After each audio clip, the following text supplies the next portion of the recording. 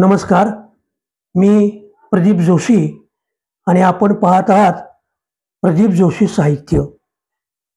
चला चांदोलीकडे. चांदोली येथील व्याघ्र प्रकल्प पाहण्यासाठी पर्यटक मोठ्या प्रमाणावर येत असतात. महाराष्ट्रातील 6 व्याघ्र प्रकल्पापैकी हा एक प्रकल्प आहे. पावसाळ्यात रस्ते खराब होत असल्याने राष्ट्रीय उद्यान बंद ठेवण्यात येते. चांदोली येथे निसर्ग पर्यटनासाठी 7 निसर्ग पर्यटन झोन आहेत.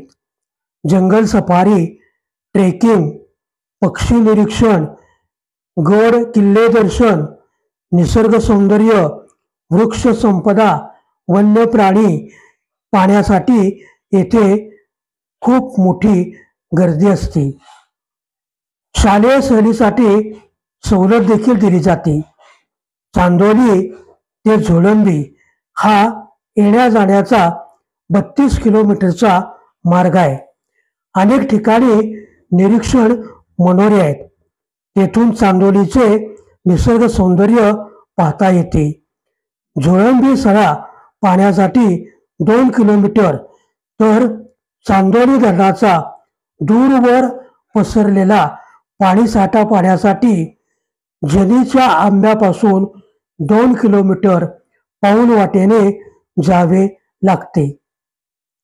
पाऊल वाटेने जाण्याचा वेगळाच थरार अनुभवता येतो.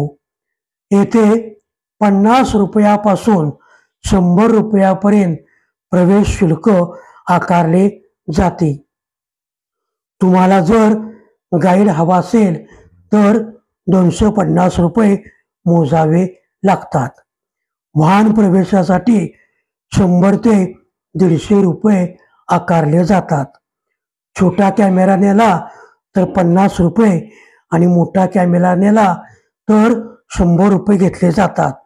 वन्यजीव विभागाचे वाहन असल्यास 5 ते 12 वयोगटासाठी प्रत्येकी 200 रुपये आकार पडतो. आठवड्यातून 6 दिवस पर्यटन केंद्र सुरू असते. गुरुवारी मात्र जाऊ नका. गुरुवारी पर्यटन केंद्र बंद असते. जाधववाडी नाका येथे सकाळी 6 ते दुपारी 3 या वेळेत पास दिले जातात. सायंकाळी 6 नंतर प्रवेश दिला जात नाही. आपण जरूर चांदोलीला भेट द्या. एक अतिशय सुंदर नयनरम्य ठिकाण म्हणून चांदोलीकडे पाहावे लागेल. माझा हा व्हिडिओ आपणास कसा वाटला?